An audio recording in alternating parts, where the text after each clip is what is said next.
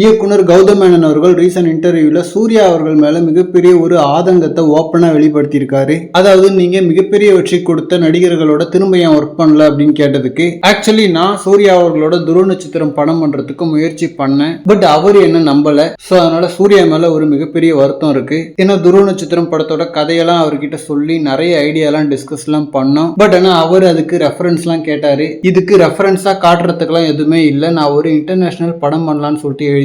So என்ன நம்பி வாங்க அப்படின்னு சொல்லியும் சூர்யா அவர்கள் பண்றதுக்கு யோசிச்சுட்டாரு. சோ சூர்யா அவர்கள் அந்த மாதிரி யோசிச்சிருக்க கூடாது. பிகாஸ் காக்க காக்க வாரணம் ஆயிரம்னு 2 தரமான படங்களை கொடுத்திருக்கேன். சோ அப்படி இருக்கும்போது துருவ நட்சத்திரம் கதை பெருசா அவருக்கு பிடிக்கலன்னா கூட என்ன நம்பி வந்திருக்கலாம்ல அப்படின்னு நான் சொதப்பிட போறேன். அதிகபட்சமா நான் எவ்வளவு தூரம் சொதப்புவேன். அண்ட் அப்படி சொதப்புனா சூர்யா அவர்களுக்கு அதுக்கப்புறம் பட வாய்ப்புகள் இல்லாம போயிடுமா என்ன? அதுவும் அந்த படத்தை அப்போ ப்ரொடியூஸ் பண்றதா இருந்ததே நான் தான். சோ ஒரு தயாரிப்பாளரா நானே தைரியமா பண்ணும்போது அவர் நம்பி வந்திருக்கணும். மத்த நடிகர்கள் நோ சொன்னது பரவாயில்ல. பட் சூர்யா அவர்கள் சொன்னது என்னால ஏத்துக்க முடியல. அது எனக்கு ரொம்பவே ஒரு அப்செட்டான ஒரு விஷயம் தான். சோ தளபதியோட யோகன் படமும் அண்ட் சூர்யா அவர்களோட துருவ நட்சத்திரமும் மிஸ் ஆனது என்னோட கெரியரே கொஞ்சம் ஸ்டக் ஆயிடுச்சு. 2 பேருக்கும் வேற மாதிரி ஸ்டைல ஒரு படம் கொடுத்திருப்பேன். அண்ட் படம் எடுத்து 7-8 வருஷங்கள் ஆனாலும் இப்ப பார்த்தாலுமே லாஸ்ட் வீக் எடுத்த படம் மாதிரி இருக்கும். அண்ட் படம் கண்டிப்பா ஒரு நாள் ரிலீஸ் ஆகும். அதுக்கப்புறம் இந்த வீடியோ எடுத்து போட்டு கூட படம் ஒர்க் ஆகலன்னா ட்ரோல் பண்ணுவாங்க. இருந்தாலும் சொல்றேன், துருவ நட்சத்திரம் இப்ப எடுத்த ஒரு படம் மாதிரி இருக்கும். அதனாலதான் அந்த படத்தை விடாம நான் பிடிச்சிட்டு இருக்கேன். அண்ட் 12 வருஷத்துக்கு அப்புறம் ரிலீஸ் ஆகி இப்போ மதகஜராஜா படம் பயங்கரமா ஓடிட்டு இருக்கு. சோ அதை பார்க்கும்போது ரொம்ப சந்தோஷமாவும் இன்ஸ்பிரேஷனாவும் இருக்கு. கண்டிப்பா துருவ நட்சத்திரம் படத்துக்கும் இந்த ஒரு ரிசப்ஷன் கிடைக்கும் நம்புறேன்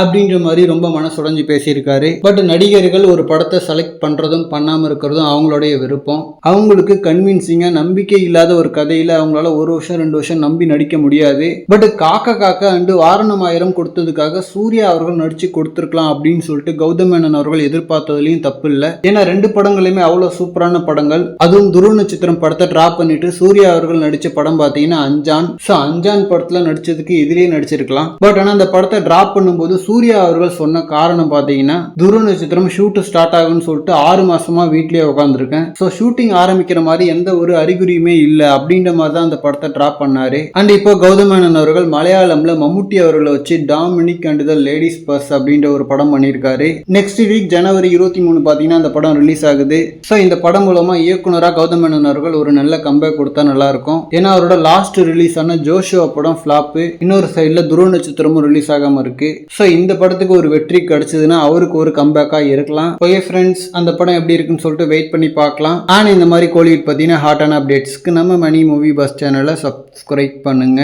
தேங்க்யூ.